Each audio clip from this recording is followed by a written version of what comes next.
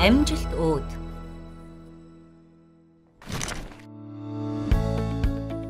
Монгол-Япон төвийн хүний нөөцийн хөгжлийн төв нь 2002 оны 6 дугаар сарын 21-нд байгуулагджээ.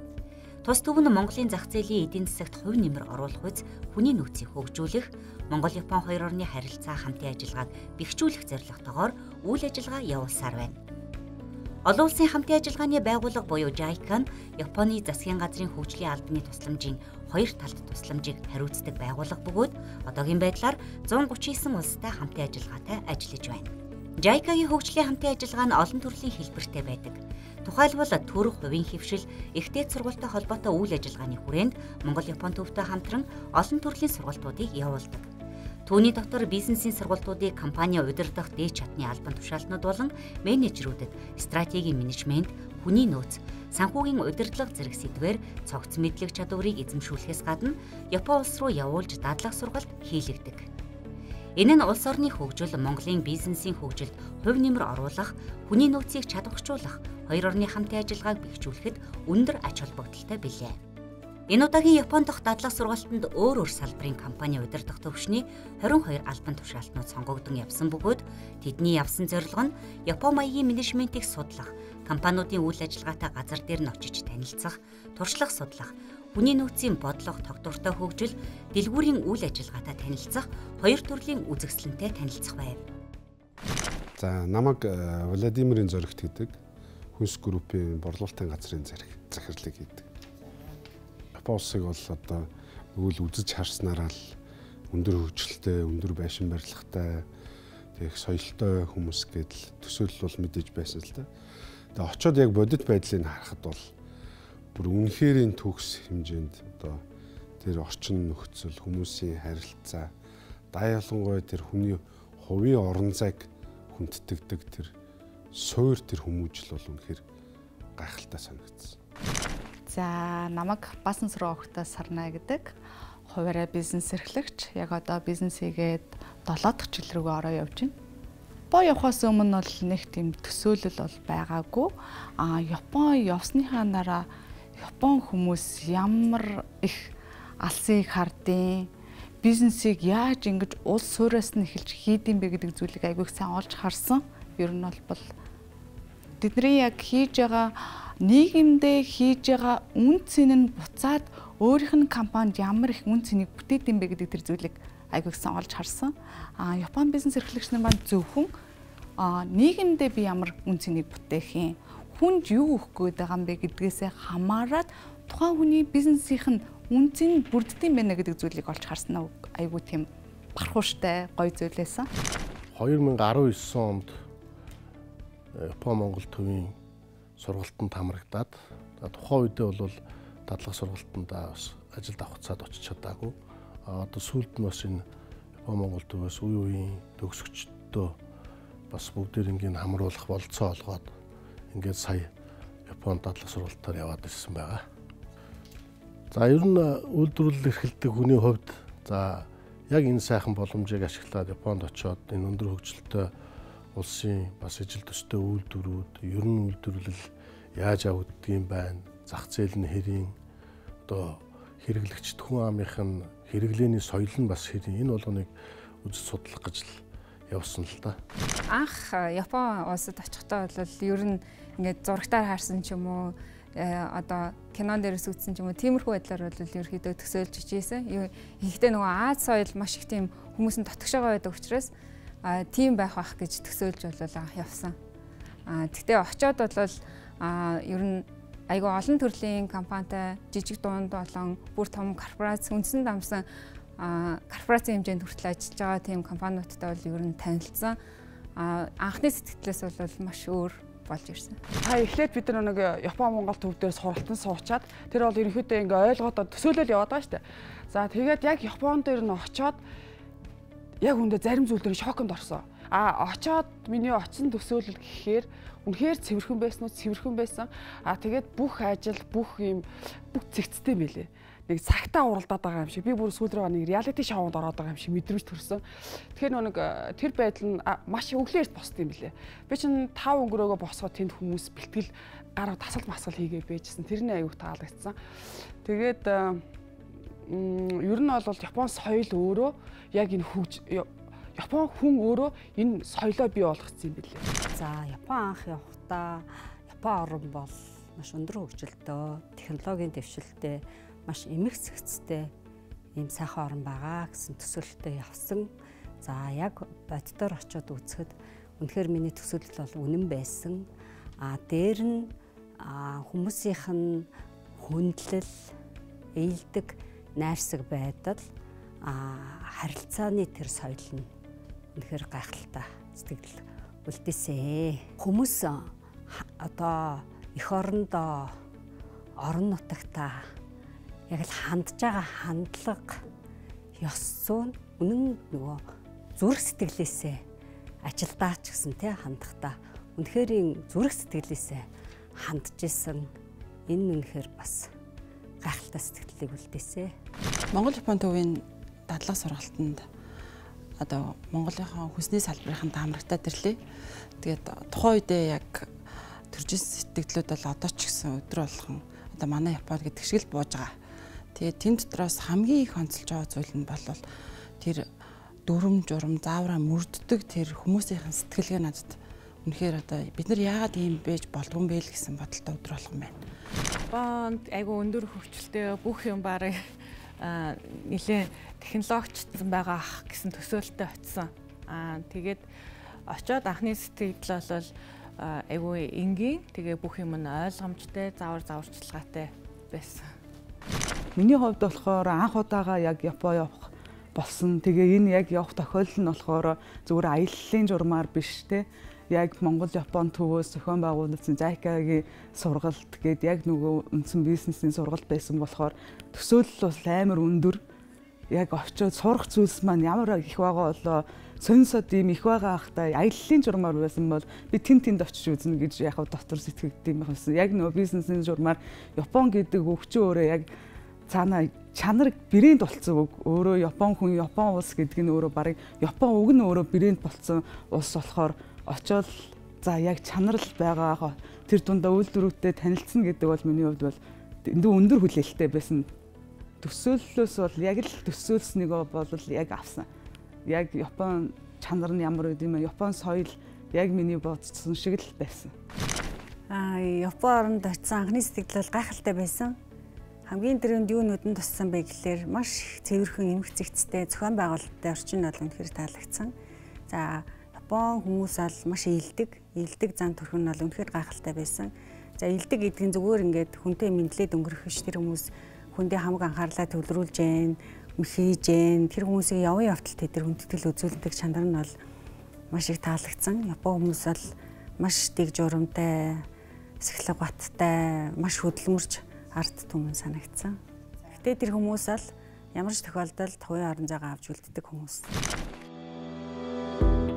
Япон дахь дадлага сургалтын баг маань Green буюу ногоон тээврийг хамтдаа бий болгоход чиглэсэн Tem Green Logistic Holding-ийн 4 компани үйл ажиллагаатай танилцсан юм.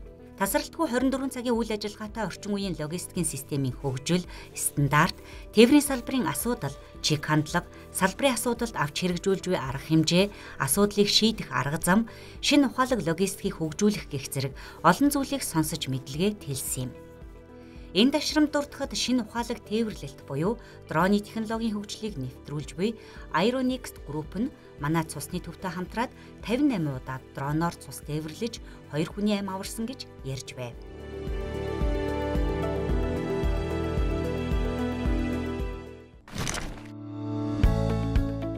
Бидний дараагийн танилцсан компани бол техник технологийн гайхамшиг болсон Megmilk Snow брендийн үйлдвэртэй танилцав.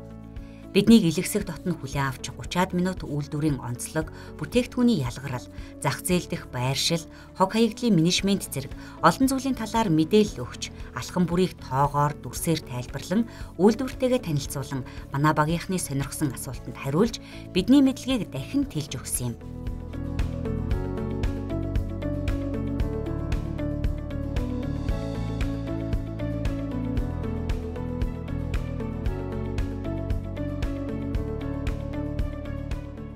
Анх би нөгөө 2024 оны хавар болвол удирдлагын ангид бол Монгол Япон төв дээр бол сурсан. Тэгэхэд бол Япон багш нараар хичээл заалгаад онлайн хувьд бол нөгөө Япон маягийн менежмент, стратеги, санхүү, хүний нөөц, маркетинг зэрэг хичээлүүдийг бол онлайн хэмжээнд бол заалгасан.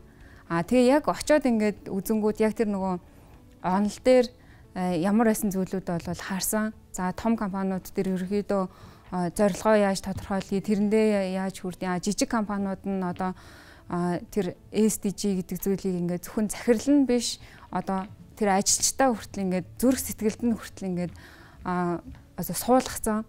Тэгээд Японоор бол явхад бол тэр SDG гэдгийг бол хаасайгу харах боломжтой. Тэр ер нь улсын удирдлагаасаа эхлээд ингээд доошо энгийн ард иргэд хүртлээ бол зөвхөн улсынхаа одоо нөгөө доктортой хөгжлийг биш ингээд SDG бол дэлхийн хэмжээнд бол яаж доктортой цаашдаа нөгөө байгаа нөөцөө ихтлгийг хайрлж явах юм бэ гэдгийг бол маш олон жилээр харсан байна л гэдгийг бол ойлгосон. Тийм манайх бол сүм бүтээгдэхүүний үйлдвэрлэл. За яг энэ саяны явалтаар бол яг Megumi Milk Snow брэнд гэдэг Японы сүүний үйлдвэрээр биднийг оролцуулж ингэж айлчлуулж танилцуулахын завшаан тохиолдсон. Ер нь үүднээсээ эхлээл бүх юм бол маш сайхан санагдсан л да. Ер нь бол зөвхөн бүтээгдэхүүн үйлдвэрлэлээд гаргах нь чухал биш. Тэрийгээ бас хэрэглэгчтэй танилцуулах, ялангуяа хүүхэд багчуудаа сурталчилж танилцуулах энэ ажлыг бол энэ тэргуунд маш өргөн цар хүрээтэй хийдэг нь бол харагдсан. За ороход ингээл гаднах үүдний тогтчлт макет тэгээд тэр эхлээ сургалтын өрөөнд оруулаад биднийг ер нь ийм үйлдвэрлэл байдаг. Тэр үеийн ер нь сүүг бүтээгдэхүүн яаж бүтгүү хамгийн ихэнд одоо үнэнээс одоо гардаг сүүг хэрхэн яаж одоо хүн хэрэгэлдэг бүтээгдэхүүн болгодог вэ гэж одоо танилцуулга эхэлж ийсэн. Тэр танилцуулгын өрөө бол ер нь ингээл энгийн хүн гэхээсээ илүүтэй хүүхдэд ойлгомжтой байдлаар ингээд тогтчулчихсан. Тэр нь бол мэдээж хэрэг хүүхдэд ойлгогдно гэдэг чинь том хүнд бол 100% ойлгогдно гэсэн үг. Гэгч жишээтэй л эхэлсэн л дээ. Япон сүүний үйлдвэрийн хувьд болохоор бараг 100% автоматсан үйлдвэр байсан. Харахад болохоор үнэхээр 100% автоматсан бол чанарын стандарт бүтээгдэхүүний тоо гарцад үнэхээр нөлөөлөх чадвартай байна. Яг тоног төхөөрөмжөөр бол тэгж харсан. Тэгвэл яг бид нэр одоо Монгол ажилтнууд болон Япон ажилтнууд яг л ижилхэн л бид нэр ижилхэн хөдөлмөрлөлт юм байна. Ижилхэн чадвартай юм байна гэдгийг олж харсан. Яг үүн өөр юм бэ гэхээр Япон менежмент шал өөрөвсөн. Бид нэр ижилхэн л хөдөлмөрлөд байгаа мөртлөө шал өөр менежментээр хөдөлмөрлөө тэд нэр аягүй хурдан чанарын өндөр түвшинд юмаа үйлдвэрлээд амжилтанд хүрээд бид нэр ижилхэн хөдөлмөрлөд байгаа мөртлөө арай жоохон хоошоогоо тунж үлдээд бэнүүдэл гэж харсан. Танхимаар сураад уртлын Япон төвийн сургалтанд сурч байхад онлайн мэдлэгийг бол маш сайн авсан. За ингээд онлайн мэдлэгээ Японд очиод яг бодитоор дадлаг сургалтанд очиод өрэхэд үнэхээр онол практик хоёрыг хослуулад эндээс одоо олон хүнс би өөрөө хүнс үйлдвэрлэгч учраас хүнсний үйлдвэр бодитоор практик дээр тэр компаниудад одоо жижиг компани, дунд, том гэсэн бүхэл компаниуд руу орсон. Тэгэхээр яг л бодитоор одоо Монголд ирээд өөрийнхөө компани руу хувиргах, одоо туршлагыг нь оруулах ийм одоо практик дээр үнэхээр сайн одоо уялдаж чадсан.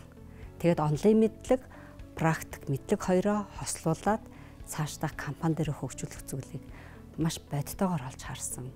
Монгол Япон төвд сураад сургалтаар авсан мэдлэгээ яг практикаар авсны давуу тал нь бол яг бодитоор тэр нөгөө яг бидний онлоор яриад байсан, тэр сургалтаар аваад байсан ажил хэрэг нь одоо бодит байдал дээр яаж хэрэгждэг юм бэ гэдгийг харахад бол илүү сонирхолтой байсан л.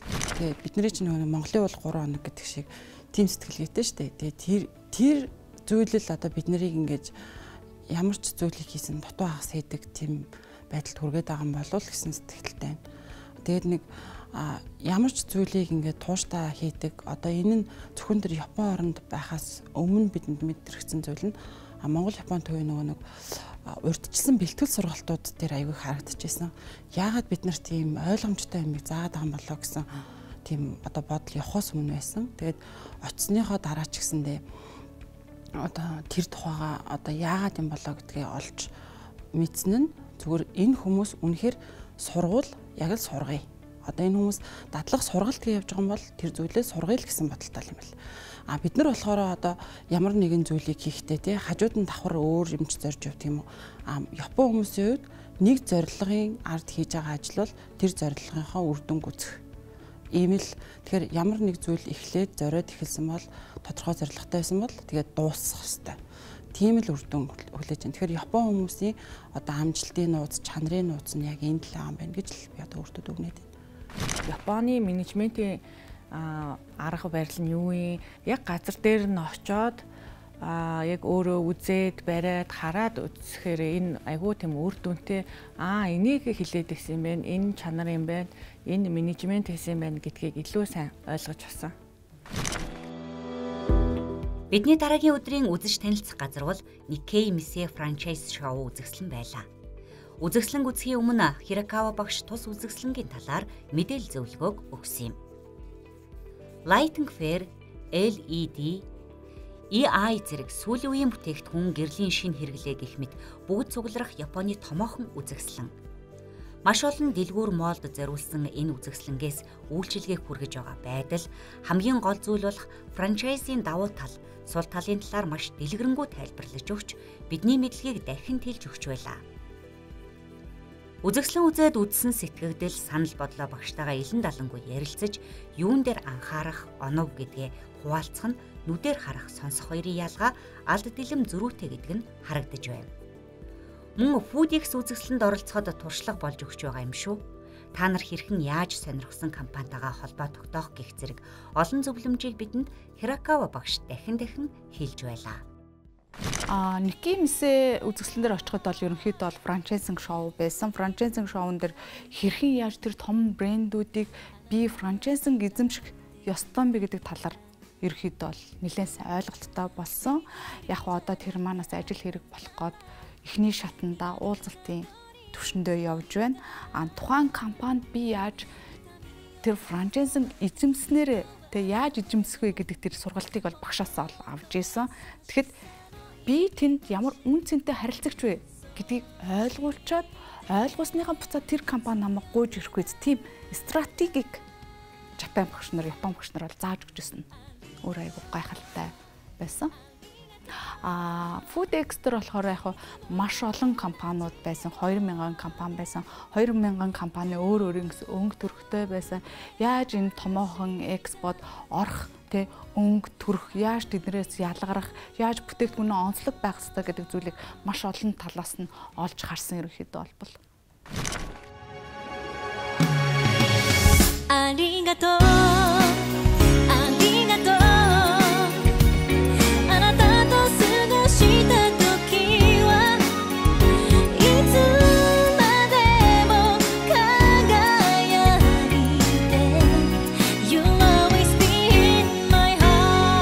Ингээд бид дараагийн Хитачи хотыг зорж цахилгаан шатны тоормсны ороомог үйлдвэрлэдэг Yoshino Dingyo компанитай танилцав.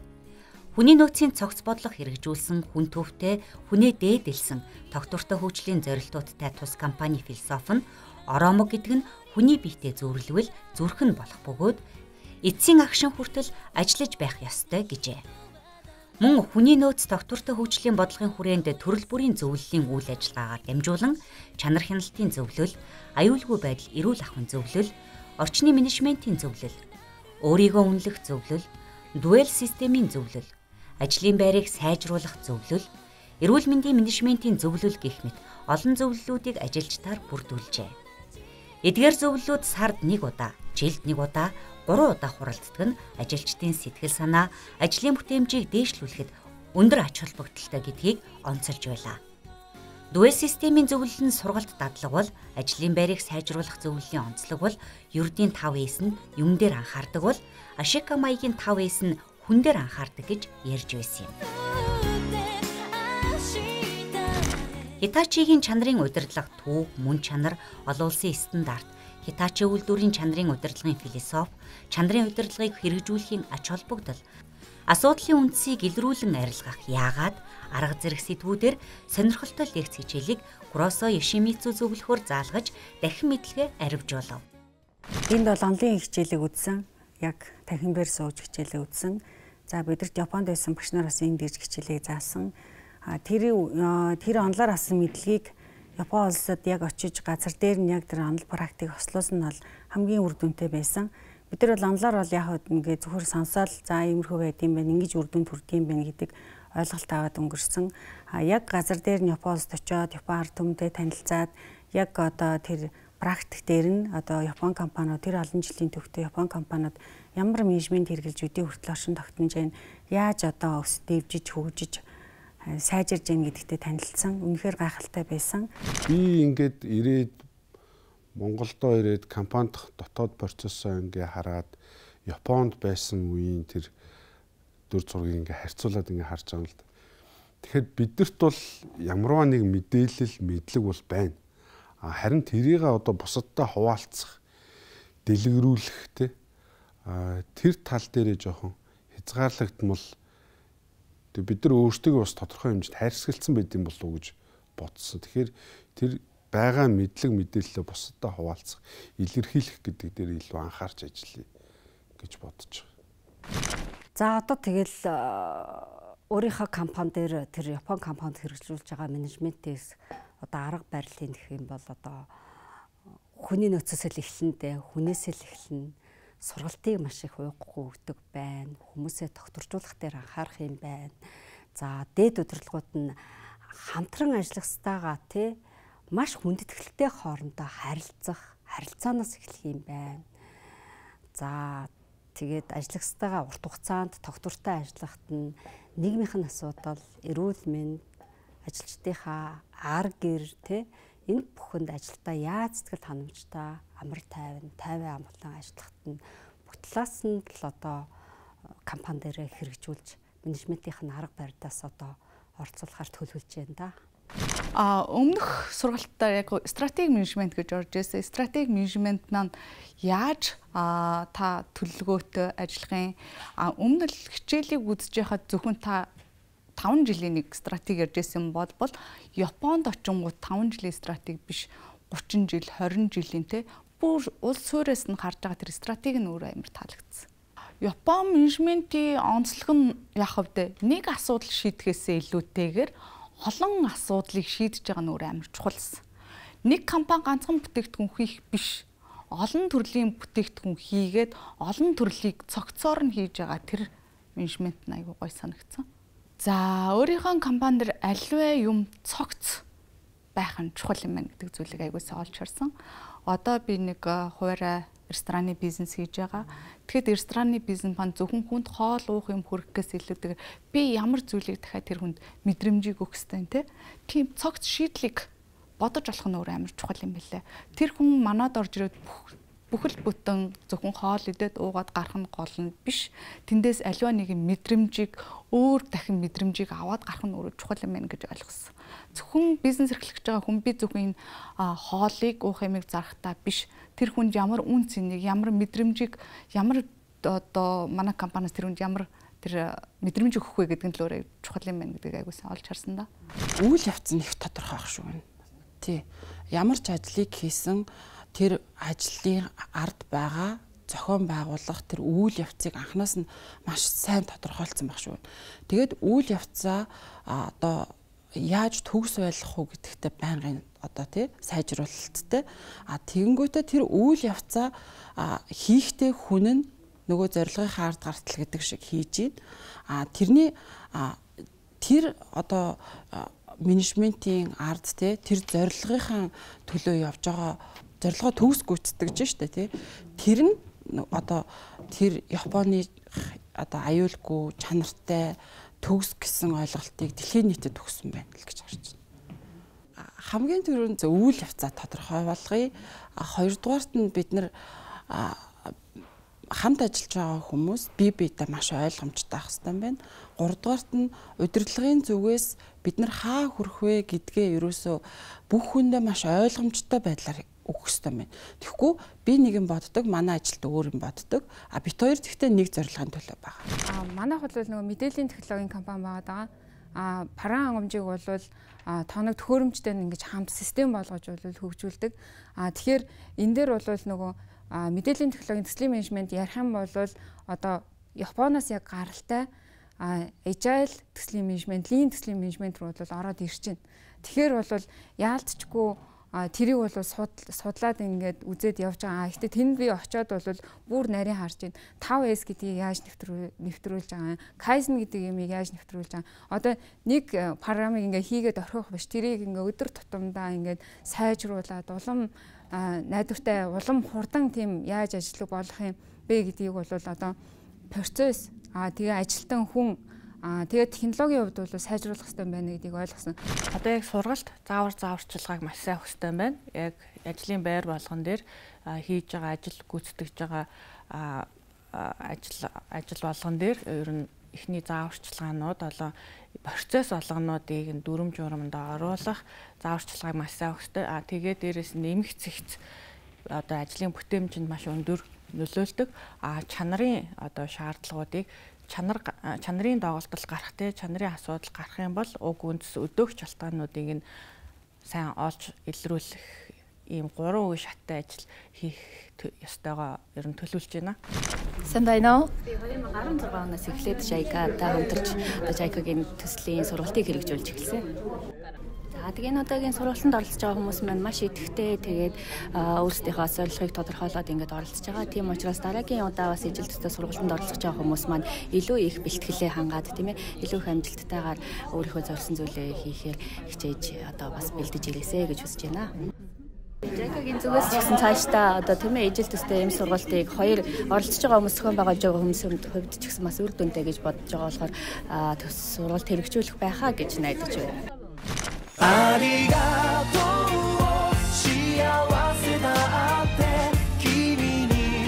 Бидний дараагийн зогсоол бол жижиглэнгийн худалдаа эрхэлдэг барааны дэлгүүрүүдтэй танилцах байна.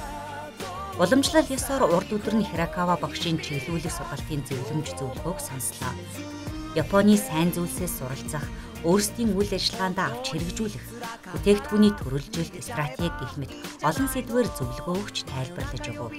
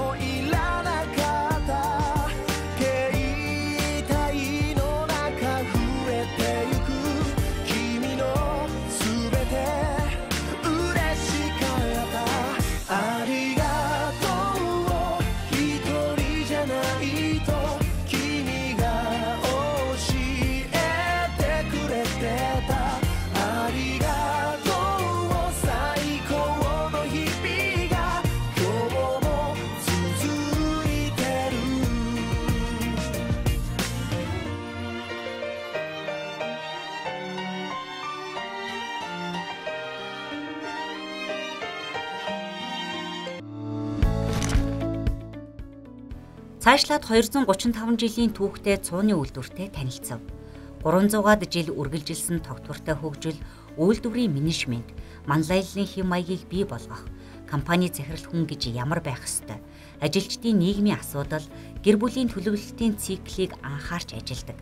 Мөн захирал хүний хувьд хүн чанар, зан чанараа сайжруулахад өдөр тутамдаа хичээх, тогтвортой хөгжлийн бодлогын талаарх сонирхолтой яриа. Сургамжийг тус компани 12 дахь ерөнхий захирал Хуэки Кичигоро бидэнд ярьж, үйлдвэртэйгээ танилцуулсан нь багийнхны сэтгэлийг ихэд хөдөлгөж, бүгд түүгээр бахархаж байсныг нуух юм. Бизнесийн 5 чиглэлээр үйл ажиллагаа явуулдаг тус компани нь өөрийн бүтээгдэхүүнээ дотооддоо болон 2017 оноос хойш гадагшаа 12 улсын зах зээлд гаргадаг болсон.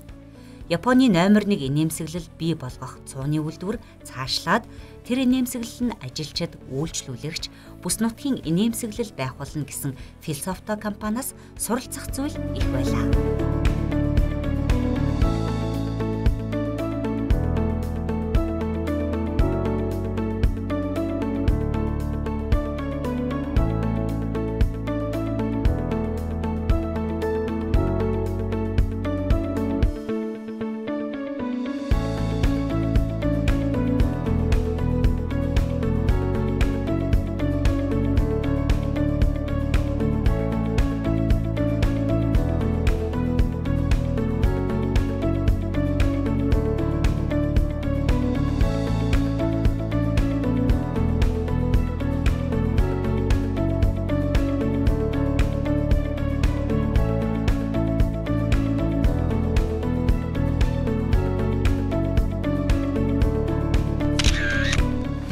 Монголоонд бол сүүний үйлдвэрээр, цууны үйлдвэрээр гээд ер нь 4-5 үйлдвэрээр бол бид нэр зочилсан. Миний хувьд болохоор Монголдо болохоор хүнсний үйлдвэрт 3 гурилан бүтээгдэхүүний үйлдвэрт ажилладаг. Тэгээд яг тухайн Япон үйлдвэрүүд дээр очиж танилцахад болохоор бүх шат процесс шат дамжлага нь болохоор маш ойлгомжтой. Хүмүүсийн ажилтнуудын ажлын байрны үйл явц нь маш ойлгомжтой. Тэнд ямар ч ажилтан илүү үйлдэл гаргах процесс юусоо тэнд ажиллагдахгүй. Яг ажилтан болгон л урт хууртгаал хийгээл ажлын цаг нь яг дуусаал яг тэнд хүн болгон чанарыг үйлдвэрлэж зогсож ирсэн. Яг ажлынхаа байран дээр. Үйл уламжлсан цууны үйлдвэрийг биднийг зочлуулсан. Тэр маань одоо 235 жилийн түүхтэй үйлдвэр гэж байгаа. Тэгэл дандаа удам дамжлал ингээл хүүхдүүдтэй өвлүүлэл явдаг. Одоо тэдний зорилго бол 300 жилийн түүхтэй болох зорилго тавьдсан. Ингээд явж байна лээ. Тэр нь бас их гоё санагдсан. Япон компани менежментийн онцлог бол үнэхээр нарийн төлөвлөгөөтэй, нарийн системтэй явагддаг нь үнэхээр ойлгомжтой байсан. За тэгтээ надад ерөөсө бүх юм маш энгийнээс эхэлж байна. Гол суур нь хүн юм аа. Хүнтэй харилцаа хандлага тий үнээс эхлэх юм байна. Одоо бид Япон хүмүүс бүр ингээ багаас нь гэр бүлийнхэн суур хүмүүжилт нь тэр хүнийхэн зүрх сэтгэлд нь бүр яаж бид нар юмд үнэн сэтгэлээсээ хандах юм бэ гэдгийг олон жилийн туршид оруулаад өгсөн. Энэ нь одоо Япон компани менежмент аваад явхад үнэхээр түшиг тэ суур нь олж өгдөг юм байна гэж харсан. Тэгээ Япон компани менежмент нь бол багийн ажиллагаа юм байна. Ажлагчдынхаа одоо санал санаачлагыг нь маш их хүлээж авдаг байна. Маш энгийн миний очисон цууны үйлдвэрийн компани үнэт зүйл нь бол ердөөсөө л инээмсэглэл баярлалаа гэдэг хоёр үг л байсан. Үүнээс харахад үнэхээр тэгээд тэр инээмсэглэл баярлалаа гэдэг хоёр үгэнд ямар их үн цэнийг өгч тэр менежментээ руугаа оруулж байгаа юм бэ гэдэг нь үнэхээр асар үн цэнтэй байсан. Тэгээд багийн ажиллагаагаа харддаг юм байна. Ажилчдынхаа ажилдаа одоо тэр компанид урт хугацаанд ажиллах тэр урт хугацааных нь ажиллах боломжийг нь хангаж өгдөг. Урт хугацаанд ажиллахыг зорддог. Энэ менежментийн тогтолцооноос үнэхээр гайхалтай байсан. Бас менежментийн тогтолцоонд одоо үйлдвэрлэж байгаа барааныхаа чанарт үнэхээр одоо Япон хүний зан чанараас үүдэлтэй тэр үйлдвэрлэлийнхаа чанарт нь одоо чанартай бүтээгдэхүүн гардаг юм байна гэдгийг л одоо би олж харсан да. Бид өөрсдөө одоо харилцсан одоо ингээд санал бодлоо солилцсон нь бол маш өгөөжтэй байсан. Японы тэр нэг олон жил үйл ажиллагаа явуулсан компани одоо өмнөх үеэсээ одоо тэр ёс зүй бизнес явуулах зарчмыг өвлөж авч ингэж үргэлжлүүлж байгаа нь бол үнэхээр гайхалтай санагдсан. Ялангуяа бид нар нэг цууны үйлдвэртэй очиж танилцж байсан. 300 жилийн түүхтэй гэдэг. Тэг өмнөх үеэсээ одоо тэр компани өвлөж аваад цааш нь хөгжүүлээд тэр хүний одоо тэр компани захирлын тэр нэг одоо нэг бас нэг таалагдсан юм нь юу гэхээр ямар ч бүтээгдэхүүнийг үйлдвэрлэх гээд та үйлдвэрлэлөө орж байгаа бол инээмсэглэе гэж байгаа байхгүй. Инээмсэгэл тэгээд таны энэ инээмсэглж ингэж бий болгосон энэ бүтээгдэхүүн үйлчилгээ чинь одоо хэрэглэгчдэд одоо илүү сайхан эрг энерги түгэнэ гэдэг. Тэгэхээр нэг ууралсан бухимдсан үнийг бол хэзээ ч үйлдвэрлэлөө оруулдаггүй ч гэдэг юм уу те. Тэр бол үнэхээр гайхалтай. Эхний алхам бол анх дөнгөж ажилд орж байгаа хүн дээр анхан шатнаас нь ахуулаад одоо дадлаг сургалт гэх юм уу анхан шатнаас нь бүх юмыг ойлгомжтой ажил эхлэхэд нь ажлын байранд тодорхойлолт нь маш ойлгомжтой бүх зааварчилгаа бүх хүнийхээ нөөцийг бүгднгийн эхнээс нь танилцуулаа тий бүх юмыг ойлгомжтой байх тал дээр эхнээс нь бол хэлээ явж байгаа. Энэ манай компани захирал энэ бол чанарын албаны тэр маань байна. Энэ бол тэр маань байна гэдэг нэг юу ч орхигдуулахгүй тэр хүн ч гэсэндээ яг в тухайн үедээ тэр хүн ингээ мартаад явж магадгүй. Тэгтээ маргааш ирэхтэн те за энэ дахиад нөгөөхөө дадлаг сургалт гэдэг юм а дахин яриад манай хүнсний үйлдвэр шүү чанарын стандартыг барьдаг. Жинөө захирлуудаа таньж байгаа менежерээ таньж байгаа юу те чанарын менежер чинь энэ тий технологич чинь энэ шүү таньж байгааг асуух содруулах юу байна? Дадлаг сургалтаа бол ойлгосон нь ойлгоогүй юм байвал асуугаарай гэд анхан шатнаас нь ер нь бүх юмыг л ойлгохгүй л үлдэхгүйгээр л байнга давтамжтай сантрахгүйгээр тэрийг зөвлөж өгөх хэрэгтэй байна гэдгийг ойлгосон. Маш их нөлөөлөл бол байгаа. За өмнө нь би болохоор за ганцхан юмдаа төвлөрөөд хийя гэдэг байсан бол өнөөдөр би талах хийдэг байлаа гэж бодъё тийм ээ. Талах хийдэг гэсэн бол би тэр талахыг олон өөр янзаар хийж болох юм байна гэдэг зүйлийг аягуулсан олж харсан. Талахаар жишээ нь би зөвхөн талах гэдэг зүйлийг өгөхөөсөө илүүтэй талхан дээр юу тавьж болох юм. Ямар үн цэнийг бүрдүүлээд бүтээгдэхүүнийг үйлчлүүлэгч санал болгох юм бэ гэдэг зүйлийг олж харсан. Ер нь бол яг өөрийнхөө амьдрал дээр, өөрийнхөө бизнес дээр аливаа юмыг цогцоор нь бүх хүнийг манад ороод гарсан бүх хүн бүх асуудлаа шийдэд гардаг байхаар тийм цогц шийдэл байх нь өөрөө чухал юм байна гэдгийг олж харсан да. Ер нь би ингэж харсан. Удирдлагууд нь бол ингээд бүх зүйлээ айгуу сайн мэддгийм байна. Ингээд доод шатнаасаа эхлээд ингээд дээшээгээ ингээд хүмүүстэйгээ айгүй их тулж ажилтдаг юм байна гэдгийг л харсан. За яг хуу жижиг дунд ч юм уу эсвэл ингээд арай үндсэн дамсан корпорац болоод ирэх юм бол мэдээж арай өөр тийм уур амьсгалыг бол мэдрүүлж исэн. Гэхдээ бол цаана яг бүр нарийн деталь одоо яг нэг албан тушаал дээр байгаа хүний ингээд ажлууд нь ингээд яаж явж ийн тэр хүн ажлаа хийхдээ ингээд нэг шүрүүпийг хатгаад хүртэл тэн дээр ингээд 5 секунд яаж хэмнэх үү гэдэг дээр бол ингээд маш нарийн орж тийм нухацтай үзнэ юм байна гэж би ойлгосон. Хамгийн түрүүнд ямар нэгэн зөвлөгөөтэй зорилгоо тодорхойлох маш сайн төлөвлөх хэрэгтэй. Маш сайн төлөвлөж чадах юм бол тэр ажил бол хамгийн сөрөмс нь болж чаддаг. За зохион байгуулалтаас гадна бүх зүйлийг одоо ойлгомжтой болгох хэрэгтэй. Дистралтай бий ойлгомжтой болгох хэрэгтэй. За банк хөгжүүлэлтийг бол тогтмол сайжруулж хийж явах хэрэгтэй. За үйл ажиллагаа зохион байгуулалтаа бас сайжруулахын тулд 5-9 аргыг бол хэрэгжүүлэх нь бол хамгийн үр дүнтэй, хамгийн онцлог гэж харсан. Ингээд удаан хүлээсэн томоохонд тооцогддог олон улсын хүнсний Foodix Expo-то үзэж танилцах өдөр ойртож Хиракава багшийн чиглүүлэг сургалтаар эхэлсэн юм.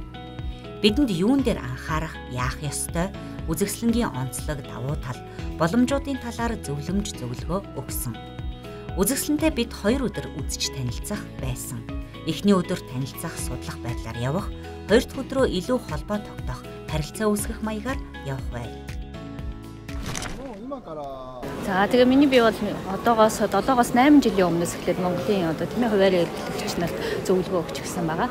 Тэгээд ковидын өмнөөс бол хамгийн анх бол хүнсний чиглэлээр үйл ажиллагаа явуулдаг тийм ээ. Аж ахуйн нэгжийн хүсэлтийн дагуу бас ингээ зөвлөгөө өгч гисэн. За энэ удаа бол энэ Монгол Японы хүний нөөцийг хөгжүүлэх төвийн бизнес курсыг төгссөн одоо хувийн хвшлийн байгууллагуудын Японд танилцах энэ аяллаа хүрээнд 2 дахь удаага бас оролцож байгаа хүмүүст ингэж зөвлөгөө өгч явж байна.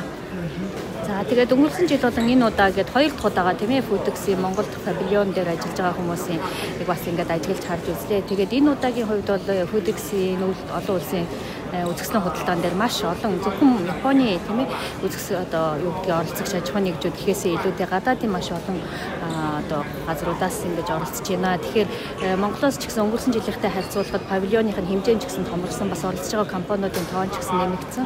За тэгээд өөрсдийнхээ тэр компаниудаас сурталчлах тийм ээ бараа бүтээгдэхүүнээ сурталчлах тал дээр нэлээд одоо бас туршлагаж ирсэн байгаа нь ажиглагдчихээн. Тийм учраас зөвхөн Япон хүмүүст хандаж гэлтгүүгээр гадаад эцэс ирж оролцож байгаа юм хүмүүс хэрхэн яаж өөрсдийнхээ бараа бүтээгдэхүүнийг илүү одоо үр бүтээлтэйгээр тийм ээ таниулахын тал дээр ажиллах вэ гэдэг дээр маш анхаарах хэрэгтэй гэж бодож байна. За тэгээ өнгөрсөн жилийн гэхээсээ илүүтэй одоо өнгөрсөн жил болон энэ жил энэ Foodix-ийн тийм ээ үзэсгэлэнд оролцож байгаа Хушхан гэдэг одоо компани байгаа. Тэгээ энэ компанийн хувьд бол одоо 7-8 жилийн өмнө анх одоо тэр оролцож байсан би одоо анх одоо Монголын аж ахуйн нэгжид зөвлөгөө өгж байсан компаниудын нэг. Тэгээ тухайн үед энэ Foodix-ийн үйл ажиллагаанд оролцоод ер нь бол ингэж гадагшаа зах зээлээ төлөхөн зүйтэй юм байна гэдэг дээр нэлийн одоо өндөр ирмэлцэлтэйгээр тийм энэ хэрэгжүүлж эхлэх юм байна гэдэг үднээсээ маш идэвхтэй ажилласан. Тэгээ маш амжилттай нэг жишээ гэж үзэж байгаа. Тэгэхээр ялангуяа Foodex гэх мэтчтэй олон улсын юм томоохон хэмжээний үзэсгэлэн худалдаанууд дээр одоо ингэж уулзалт хийхдээ энэ нь болохоор урт хугацааны цаашдынхаа үйл ажиллагааны үндсэн суурийг тавина гэдэг чухал байгаа. Тийм учраас богино хугацаанд олон хүмүүстэй уулзах зохион байгуулаад тэр хүмүүстэй хамгийн гол нь өөрөө яг ямар зорилготойгоор ирсэн одоо ямар тэр үнцэнтэй юм бүтээгдэхүүн компани байгаа гэдгийг товчхон илэрхийлээд за тэгээд тэрнийхээ дараа цаашдаа одоо хэрхэн яаж ажиллах сонирхолтой байгаа нь гэдгийг илүү их тодорхойлж ярих тийм ээ. Тэгээд холбоо тогтоосныхаа дараа нь хэдийн яаж ажиллах вэ гэдгийг бас сайн одоо бодсны үндсэндээ олон хүнтэй танилцах гэдэг болж байна гэж үзэж байна. Өнгөрсөн жил Монголоос цөөхөн компани оролцож байсан бол энэ жил тус үзэсгэлэнд 7 компани оролцож байлаа. Энэ Foodex гэдэг энэ үзэсгэлэн өөрөө дэлхийд одоо 20 дугаарт ордог юм дэлхийн том үзэсгэлэн байна. 100-аад орон оролцдог, жил болгон болдог. Монгол улсын хувьд бол яг ийм зохион байгуулалттайгаар багаараа ажиллаад өнгөрсөн жилээс хойш одоо 2 дахь удаага оролцож байна. Нийт энэ оролцож байгаа 7 компани маань энэ бүүтнийхэн түрээсийг JICA олуулсан байгууллагаас маань одоо 100% төлж өглөө. За жижиг дунд үйлдвэрийн газар ямар оролцоотой ажиллаж байна вэ гэхээр бид нар жижиг дунд үйлдвэр эрхлэгчдэд дэмжих одоо үүрэгтэй байгууллага юм чинь одоо энэ бүүтийг одоо дизайн төгсөлтийг хийж байгаа энэ зардлыг бид нар гаргалаа манай байгууллагаас. За дээрэс нь одоо маркетинг тийм загварын одоо нөх хүмүүс татах маркетингийн бас ажил хийлээ. Урлагийн тоглолт, загварын үзүүлбэр, тийм брошюр тийм гэх мэтийн одоо маркетингийн зардлуудыг бас гаргаж одоо оролцож байна. Манай орны бутиктээр олон хүмүүс ирж сонирхож тэр чинээгээрээ өөрсдийн бүтээгдэхүүний онцлог давуу талыг маш сайн тайлбарлаж байсан бөгөөд хүний хөл тасрахгүй байгаа нь бахархмаар харагдаж байлаа. Манайхан эхний өдрөө үзэсгэлэнгээр явж компаниудтай хэдийн танилцаад Япон компанитай холбоо тогтоогоод мэйл солилцоод харилцаа үүсгээд амжсан байлаа. Ингээд бид Хиракава багштайгаа эхний өдрийн талаарх сэтгэгдлээ хоорондоо хуваалцаж бид асуух мэдхгүй зүйлдер зөвлөгөө авч түүний зөвлөгөөг сонсов. Түүнээс харилцаа үүсгэсэн компанитайгаа дахин уулзах ёстой юу? Япон компаниуд Монголын зах зээл рүү гарах сонирхол их байна гэх мэт олон асуултыг асуухад тэрээр Монголын зах зээлийг сонирхож байгаа компаниуд байгаа байх. Түүнээс бүгд сонирхож байна гэсэн үг биш. Та тэдэнд өөрийгөө чухал харилцагч мөн гэж ойлгуулахын тулд харилцан яриаг дахин маш сайн үүсгэж чадсан дээр болов гэх зэргээр зөвлөмжүүдийг өгсөн юм. Бид юун дээр анхаарах, юуг онов гэдгийг дүгнэж хэлж өгсөн юм. Сүүлийн өдөр оролцохдоо ямар алхмууд хийхийг зөвлөж хэд хэдэн компанитай хамт уулзалт хийж өгөхөөр болов. Хиракава багш бидэнд Япон руу экспорт гаргахын тулд өөрсдийн бүтээгдэхүүний чанарт анхаарах, маркетингийн судалгааг сайн хийх, өөрсдийн тохирсон түншээ зөв олох, өөрийн бүтээгдэхүүний ялгарал, онцлог юу вэ гэдгийг сайн ойлгуулах гэх мэт олон зөвлөмжөөр чиглэл өгч мэдлэгийг сайн нэмэв.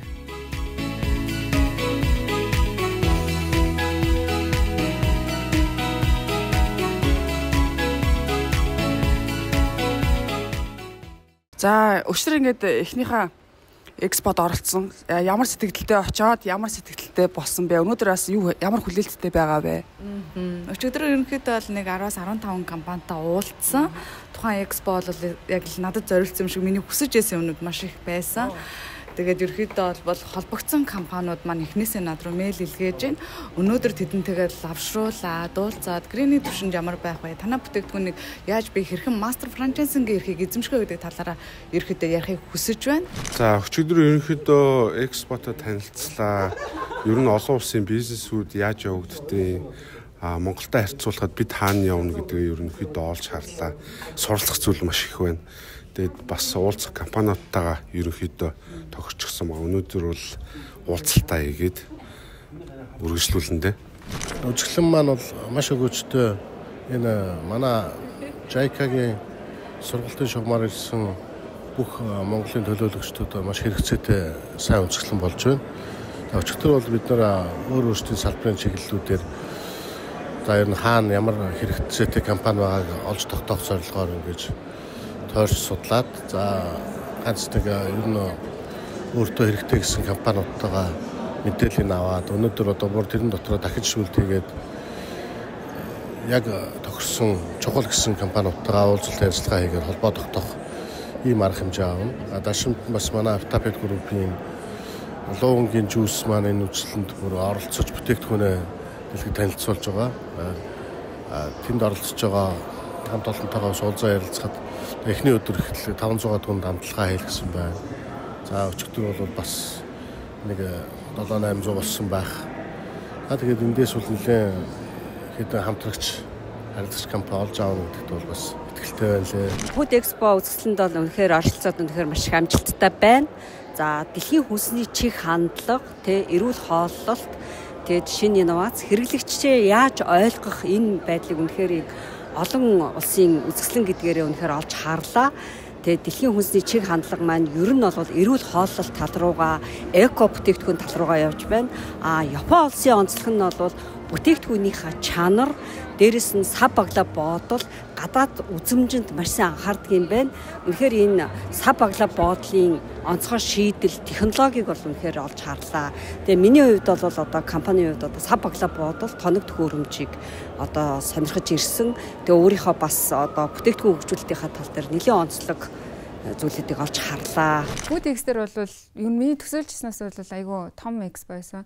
Бид нар 2 хоног ингээд явсан боловч би яг ингээд очиод бүх газартай нь бол уулз чадаагүй. Тэнд бол ингээд очиж байгаа хүмүүс тэнд одоо сейлсээ хийж байгаа газрууд бол нөгөө дэлхийн ингээ өнцөг булан бүрээс ирсэн улс улсынхаа ингээ хэсгүүд дээр байрлж исэн. Тэгээд тэр хүмүүстэй ингээ очиод танай бүтээгдэхүүн яадгийг, танай компани яадгийг гэд ингээ ярангууд бүгдээрээ мэдээлэлээ бол ингээ маш хурдан хугацаанд бол өгөх чадвартай байсан. За хамгийн хөрөөгөөч тэнцтэй Food Expo байсан. За би болохоор Food Expo-ыг би тийм өндөр төсөөлөлтөд бодож очиагүй байхгүй. Тэгээд очисон чинь тэнд одоо Япон талын маш их олон компаниуд, гадны улсаас бас маш олон компаниуд, миний ойлгосоор бол Япон талаас 1000 айл, Европ талаас бас 1000 гаруй айл байгаа гэж. Тэгээ очлоо. Миний төсөөлснөөс бүр гайхамшигтай байсан. Тэр яасан бэ гэхээр тэнд би Итали айлтай, Египт, Израиль, Индонез, Тайланд тэгээд энэ тийм улсуудтай би нэг дор. Тэр нь өөрөө надад цаг хугацаа хэмж өгсөн, мөнгө санхүү хэмж өгсөн. Тэгээ би уулзалт би өөрөө нөө Италиас бар оруулж ирдэг. 70% Итали, Польш, Испаниас оруулж ирдэг л те. Тэгээд Итали надад аяга ойрхон санагдаад байсан. Тэгээд Итали айлтайгаа очиж уулзахаар миний зардаг брендийг мэддэг болооч тэр юм яриа нийлээл яваад байсан. Тэгээд эхний өдрөөсөө ахуулаад надад мэйлүүд ирсэн, одоо ч мэйлүүд ирсээр байгаа. Бараг Италиас 5-6 айлын мэйл ирсэн байгаа. Тэгээд би одоо алин дээр хамтаж ажиллах уу гэж бодоод байгаа байхгүй юу. Надад хөлдөөсөн пицца ирсэн, шингэн үнснээс орж ирж байгаа. Кофений 3-4 айл ороод ирсэн. Би нөө кофений бизнес дахиад дараагийн удаа эрхлэх гээд байгаа шүү дээ. Тэгээд би кофений бизнесээ франчайза кофений бизнесээ би хөлдөөсөн пиццатай хамт. Тэгээд моча бас байсан, тэр бас нэрээ байсан шүү. Нэг Япон айлтай хилцээр хийсэн. Монгол төрхөөр кофенийхоо зургийг гарга, өөрийнхөө логог өг. Тэгээд тэр бол надад бас маш том боломж олцсон. Тэрийг эхлээд би очиж уулзчаад Япон ойлоорсоо ойлгохгүй байгаа учраас би хэсэг хугацааны дараа Монгол архи аваад очсон. Бэлгэнд авчиж өгсөн. Тэгээ нөгөө бэлгэнд авчиж өнгөлт дахиад уулзалт хийгээд маш том боломжуудыг аваад ирсэн байна. Япончууд гэлгүй өөр олон орны хүнсний одоо бүтээгдэхүүнүүдээ бид нар танилцсан. Гэхдээ хүмүүс одоо нэгэнт бол дэлхийн зах зээл дээр чанартай зүйл зарагдана гэдгийг бол тэд нар нэгэнт ойлгоцсон байна. Одоо энэ хүмүүс юуны төлөө одоо өрсөлдөж ийн гэхлээр ямар амт хүнд таалагдах вэ? Ямар эрүүл хүнсийг хүнд өгвөл одоо хэрэгтэй бэ? Юунд одоо эрүүл хүнс байна гэдэг дээр илүү анхаарад одоо өнгө үзэмжээ, одоо бүх сав баглаа бодол, одоо хоол хүнсний дотор найрлаганд илүү анхаарж байгаа юм болов уу гэж би харсан. Миний хувьд бол одоо яг нэг хүнс үйлдвэрлэгч биш учраас манай Монголын хүнс үйлдвэрлэгчид дийн хувьд бол хамгийн том зах зээл нээж болохоор өөрийнхөө бүтээгдэхүүнийг олон улсад танилж болохоор том экспо үзэсгэлэн байсан. За миний хувьд гэх юм бол жижиглэн буюу одоо жигнэмгийг илүү сонирхсан. За мөн шоколад амттны төрлөөр бол нэлээд явсан. Тэгээ яг өөрийнхөө хэмжээнд компаниудтай харилцаа тогтоогоод одоо дараагийн алхмуудаа хийгээд гэрэг контактын түвшинд биш ч гэсэндээ урьдчилан байдлаар судалгаа, үнийн одоо нөгөө хоорондын одоо харилцаа, одоо тээвэрлэлтэд яаж явуулах вэ зэрэг дээр бол хамтран ажиллахаар одоо тохиролцоол явж байгаа. Хамгийн сүүлийн танилцаг компани бол алдарт Muji байсан. Глобал бүтээгдэхүүн хөгжүүлэлтэн тус брендийн гол концепц юм. Глокал гэдэг нь дэлхийд дахинд өвөрмөц байж болох орон нутгийн материалыг дэлхийн нүдээр олж хараагүй, олж чадаагүй шинэ бизнесийг бий болгох гэх утгатай аж. Нийгэм байгаль орчинд төдийгүй тухайн орон нутгийн эдийн засагт ч хувь нэмэр оруулах үйс шинэ бизнесийг бий болгох, глокал хэмээх нэрлэгдэх зүйлийг нээн илрүүлэх, үйлдвэрийн түншүүдтэйгээ хамтран брендийн цар хүрээг ашиглан нийгэмд тустай өөрчлөлтийг авчрахыг хүсдэг гэж ярьж байлаа. Ийхүү нээж илрүүлж явж байгаад санаандгүй гэмээр тохиолдлоор Монголын хаан жимсийн чацарган жимсийг олж нээн илрүүлээд одоо хамтарч ажиллаж арьс арчилгааны бүтээгдэхүүн гаргаад худалдаанд гаргасан байв. Мужи брендийн гол үнцийн бодлого нь энгийн материалаар хийгдсэн тэдний бүтээгдэхүүн юм. Энгийн зүйлээр асар их үн цэнийг бий болгож, тасралтгүй бүтээгдэхүүн хөгжүүлэлт хийж, түүхийн эдийн эрэл хайгуул, түүхийн эдийн цэвэр байгалийн мал амтны гаралтай нь тэдний онцлог гэдэг нь харагдаж байлаа.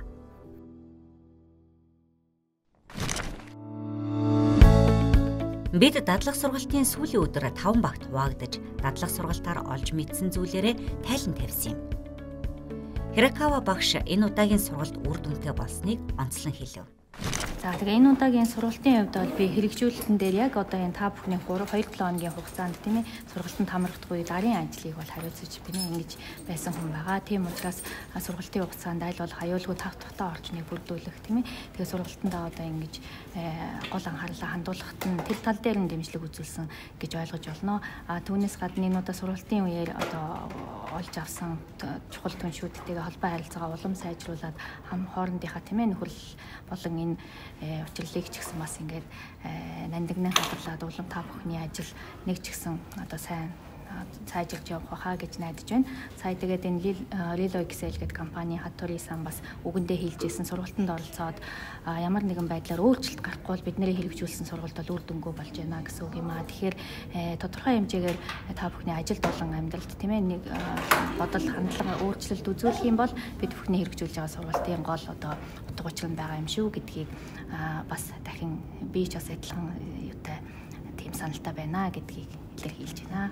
2005 оны 4 сараас эхлээд бид нар Монгол Японы төвтэй хамтрагч байгууллагаар одоо шин төсөл эхлүүлсэн гэж хэлсэн. За энэ төслийн хүрээнд бол одоо бизнес болон ялангуяа хувийн хвшлийн тэмээ хүний нөөцийг дэмжлэг үзүүлэх гэсэн ийм агуулгатайгаар шинээр одоо төсөл хэрэгжүүлж байгаа учраас мэдээж сургалтыг бол хэрэгжүүлэх. Гэхдээ сургалтын агуулгыг арай өөр маягаар тийм ээ ямар агуулгаар явах уу гэдгийг бол яг Монголын орчин нөхцөл тохирсон одоо аж ахуйн нэгж болон тэдний хүсэл зорилгод нийцүүлсэн байдлаар баг зэрэг өөрчлөлт бид нар оруулах чиглэлээр Монгол Японы төвтэй зөвлөд ямар шугам байдлаар явуулах вэ гэдгийг бас ярилцаад ингээд дараагийн шатанд өргөжлүүлэн одоо хамтарч ажиллах юм төлөвлөгөөтэй байгаа юм аа. Тэгэхээр бас огт энэ удаагийн ингээд дуусж байгаа гэсэн үг биш байна гэдгийг ойлгох гэж байна. За тэгэхээр Монгол Японы төвийн хэрэгжүүлж байгаа үйл ажиллагаанууд тийм ээ ялангуяа энэ бизнес сургалт бол өнөөдрийн хүртэл тухайн одоо Монгол Японы төв дээр ажиллаж байгаа манай ажилтнууд дээрээс нь Монгол Улсын их сургуулийн одоо ил төвдөн профессоруудын тусламжтайгаар маш их үр дүнтэй үйл ажиллагаа явуулж ингэж байгаа. Тэгээ энэ удаагийн сургалтанд оролцсон хүмүүс маань ч гэсэн одоо бизнес курсыг төгсөөд ирсэн хүмүүс маань маш идэвхтэй их зүйлийг олж сурч авч мэдсэн үр өгөөжтэй энэ сургалт бол болсон гэж бид нар үзэж байгаа учраас цаашдаа үргэлжлүүлэн манай Монгол Японы төвийн үйл ажиллагаа тэдний хэрэгжүүлж байгаа зүйлийг бас дэмжиж та бүхэн яваарэ гэдгийг хүсэж байна. Эцэст нь Японд дахь дадлаг сургалтаа дүгнэхэд бид маш их зүйлийг сурлаа. Амжилттай ажиллах анхан шатны мэдлэгийг олж авсан. Японы хөгжлийн нууц юу вэ? Япон хүний үнэнч тууштай байдал, хөдөлмөрч зан чанар, хүний төлөөх чин сэтгэл, дүрм журам бүгдийг урдаас тооцдог, төлөвлөдөг, зааварчилгаа өгдөг, алдаа гарахаас урдчлан сэргийлдэг. Жижиг зүйлийг ч хайдаггүй, орхигдуулдаггүй, альва зүйлийг яаж биш, яагаад гэж хийдэг. Япон компани менежментийн арга барил, хэрэгжилт, орчин үеийн логистикийн системийн хөгжил, удирдлага, зохион байгуулалт, хүн төвтэй компани бодлого, тогтвортой хөгжлийн зорилт, их дэлхийгээ хайрлах, хог хаяглыг дахин боловсруулах гэх мэт олон мэдлэгийг олж авлаа. Одоо бидэнд үүнийгээ өөрийн компани амьдрал дээр хэрэгжүүлэх л үлдлээ. Ямар азар Япон Монгол төвийн сургалтанд сурсан бэ гэж би ингээд талархдаг. Хоёрдугаар дахиад би JICA-гийн сургалтанд тэнцэндээ би тэр өдөр бүр маш их догдолсон. За гуравдугаар яг тэрэнд бодит болоод би JICA дээр очсон байсан. Биднэрт ямар ч үнэн төлбөргүйгээр ингээд заагаад бидний цагийг товчлоод бидний мэдлэгт нэмэр олсонд нь маш их баярлж байна. Тэгээ энэ зүйл нь өөрөө миний амьдралд, миний ирээдүйн бас ингээд амьдралд нөлөөлж байгаа. Тэгээд Япон төвийн хамт олондоо, Жайкагийн хамт олондоо мэдээж Японы ард түмэндээ бүгдд нь маш их баярлалаа. Би бол энэ Жайка болон Монгол Япон төвийн хамтраад ингээд бид нарыг явуулсан сургалт бол надад бол маш их таалагдсан. Энэ их туршлага хоримтуулж авсан олон хүнтэй бол танилцсан. Олон захирлуудаас бол гоё сургалт авч олон компаниудын туршлагыг харж ингээд боддоор ингээд өөрөө мэдрэх боломжийг бол надад олгосон. Монгол Япон төв Жайка да маш их баярлалаа гэж хэлье. Таны сурсан энэ хугацаанд бол Япон маягийн менежмент, Японы философиг одоо богино хугацаанд сурч мэдсэн ч хангалтгүй. Тэгэхдээ энэ сурч мэдснээ одоо өшөө цааш нь өргөжлүүлээд сурч тий өөрийнхөө ажил бизнестэй одоо үр бүтээлтэй ашиглана л гэж бодож байна. За энэ сайхан сургалтыг зохион байгуулсан Япон Монголын төв, Жайка мөн бидэнд одоо маш их тусалж дэмжиж байсан багш нартаа маш их баярлалаа гэж хэлье.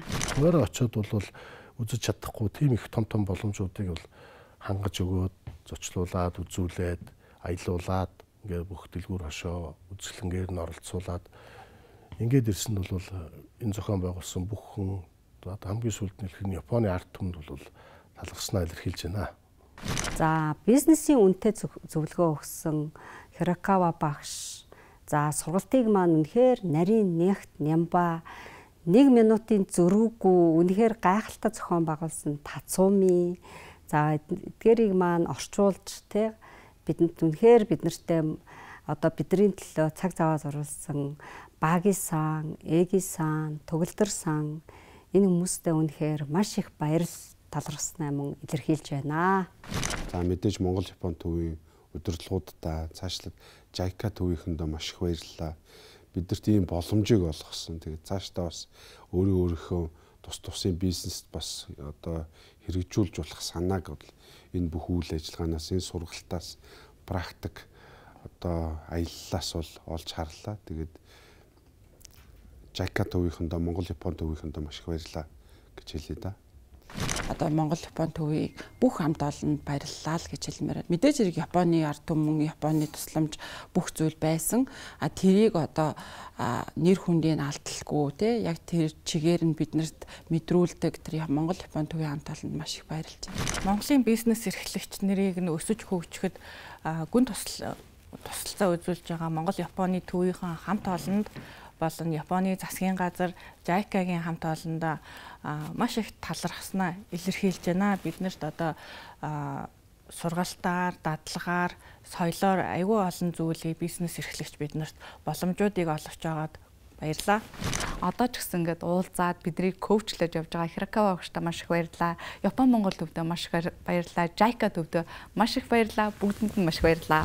Олон хүнд заа зөвлөөд үлгэр жишээ байх ёстой юм байна гэдгийг л маш сайн ойлгосон. Тэгээд маш их баярлж байгаа. Үлгэр жишээ байна. Япон чанарыг үргэлж ярина. Япон соёлыг үргэлж хүндэтгэнэ. Баярлалаа. Яадагч байсан Япон орон бол тий хин нэгнийг өөрчлөх одоо тийм гарц гүүр болсон ийм том төсөл байлаа. Одоо энэ ингээд одоо завшааныг олон хүн хүртээсээ олон хүн мэдээс сурж боловсраасай гэж хүсэж байна да. Баярлалаа. Баярлалаа. Баярлалаа. Баярлалаа. Баярлалаа. Баярлалаа. Баярлалаа. Баярлалаа. 아리가또